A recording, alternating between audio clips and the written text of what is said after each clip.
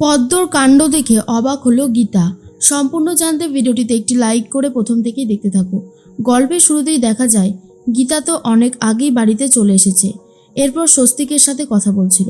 স্বস্তিক তখন বিয়ে করতে চায় গীতাকে সিঁদুর পরিয়ে, কিন্তু গীতা বিয়ে করতে চায় না আর বলে, আমি এখন আর বিয়ে করতে পারবো না স্বস্তিক বাবু। আমার চোখের সামনে যা হয়েছে সেটা আমি মেনে নিতে পারছি না।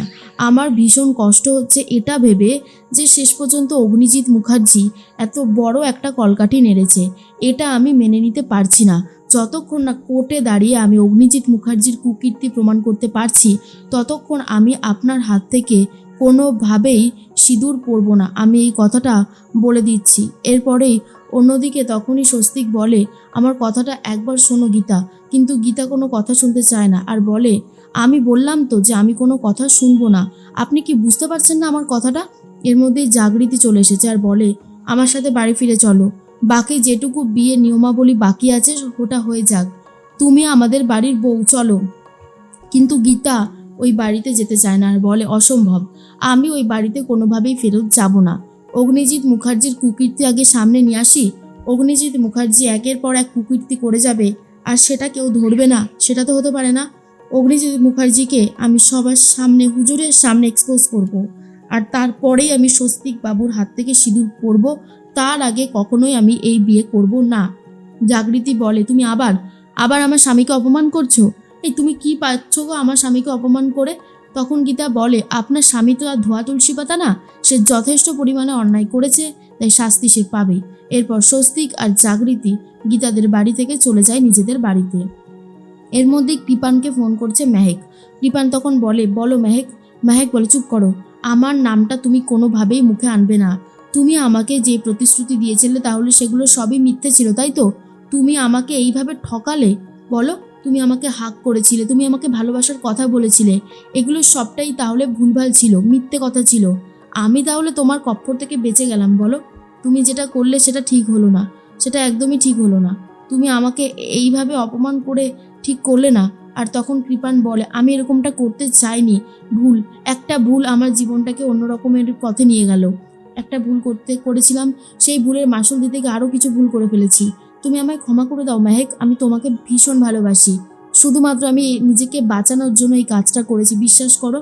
মেহেক বলে, চুপ করো, আজকে থেকে শুধু আমি তোমাকে ঘেন্না করি, ঘেন্না, এর বেশি কিছু না।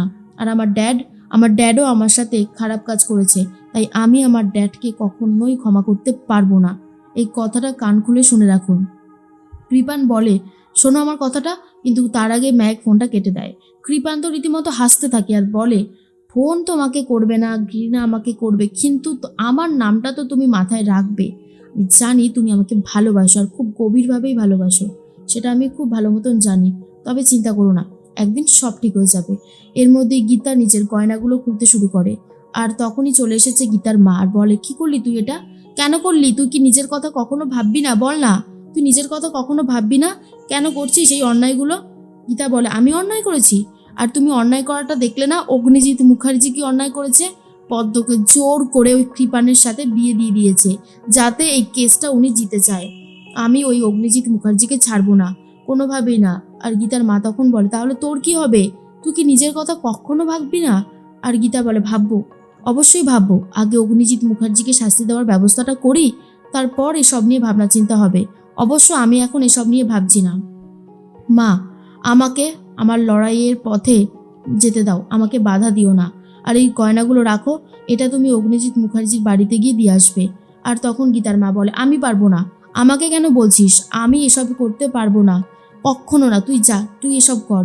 গীতা বলে, তুমি যদি এটা না করো, কিছুক্ষণ পরে এসে উনি হয়তো আমাকে অ্যারেস্ট করিয়েও দেবে। বলবে ওনার বাড়ির গয়না হয়তো আমি চুরি করেছি, থানায় এফআইআর করবে, তারপর পুলিশ আমাকে টানতে টানতে নিয়ে যাবে। তুমি কি সেটাই চাইছো? বলো বলো, তুমি কি সেটাই চাইছো মা? আর তখনই গীতার মা বলে, আমি জানি না, আমি সত্যি কিছু জানি না। তোরা যেটা করছিস সেটা অন্যায় করছিস। তুই বিয়েটা করে সুখে শান্তিতে সংসার কর না। হ্যাঁ, কর না, বিয়ে বিয়ে করে সুখে শান্তিতে সংসার। স্বস্তিক তোকে খুব ভালোবাসে রে গীতা, সেটা আমি দেখেছি। ওই ছেলেটাকে কষ্ট দিতে তোর খারাপ লাগছে না? বল না, ওর কি দোষ? ওর কি দোষ? ও তোকে ভালোবেসেছে, এটাই ওর দোষ? গীতা তখন বলে, না, এটা দোষ না, এটা কারোর দোষ হতে পারে না। কিন্তু ও অগ্নিজিৎ মুখার্জির ছেলে, এটাই হলো সব থেকে বড় দোষ, বুঝতে পেরেছ? অগ্নিজিৎ মুখার্জিকে আমি শুধুমাত্র ঘৃণা করি। অগ্নিজিৎ মুখার্জিকে আমি ভালো ভালো কখনো হতে দেখিনি, আর হবেও না উনি ভালো।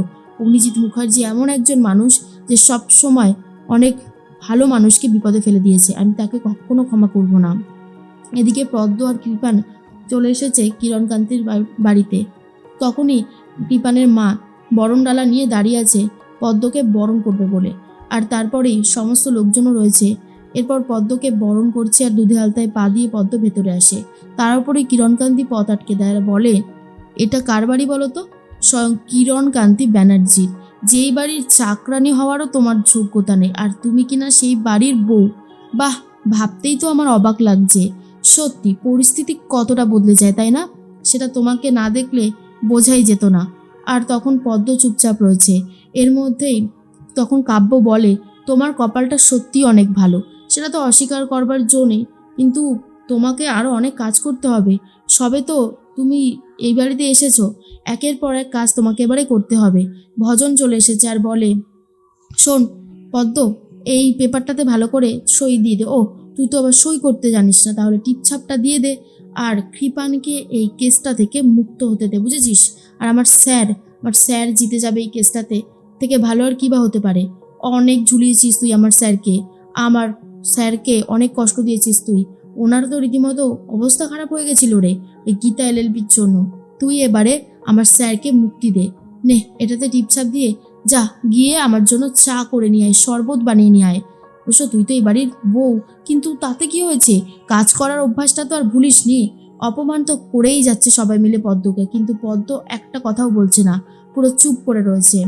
এর মধ্যেই তখনই কৃপান বলে, কিরে পদ্ম, কথাটা কানে গেল না নাকি?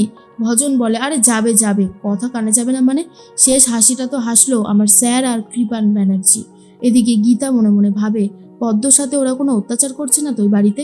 উফ, আমি কেন পদ্মকে নিয়ে এত বারবার ভাবছি? পদ্ম তো নিজেই বলেছে নিজের দেখভাল করতে পারবে, তাহলে আমি বা কেন এসবে মাথা ঘামাচ্ছি? এর মধ্যেই তখনই বাড়িতে চলে এসেছে ক্ষিতীশ আর ক্ষিতীশের গার্লফ্রেন্ড দোয়েল। তখনই গীতা বলে, কি ব্যাপার, কি চাই? আপনারা আমাদের বাড়িতে এসেছেন কেন? ক্ষিতীশ তখন বলে, আসতে চাইছিলাম না, তবু আসতে হলো। শুনলাম তো পদ্ম আর ওই কৃপানের কেসটা নিয়ে আপনি ডাহা ফেল করেছেন। পদ্মর সাথে তো লাস্টে কৃপানের বিয়ে দিয়ে দিলেন, হ্যাঁ? আপনার মতন এইরকম চালাকি উকিল কজন আছে বলুন তো? আপনি আমাদের ব্যাপারটা সালটে দিন না, আমি আপনাকে টাকা দেব, যত টাকা আপনি চান তত টাকাই আমি দেব। আর তখন গীতা রেগে যায় আর বলে, এই যে ক্ষিতীশবাবু, একটা মারও কিন্তু বাইরে পড়বে না, একটা মারও কিন্তু বাইরে যাবে না, আপনার ঘাড়ে সবটা যাবে। এখান থেকে কেটে পড়ুন, না হলে কিন্তু কপালে দুঃখ আছে। আর তখন ক্ষিতীশ রেগে যায় আর বলে, কাজটা আপনি ঠিক করলেন না, এর পরবর্তী সময় আপনাকে এর জন্য পেনাল্টি দিতে হবে।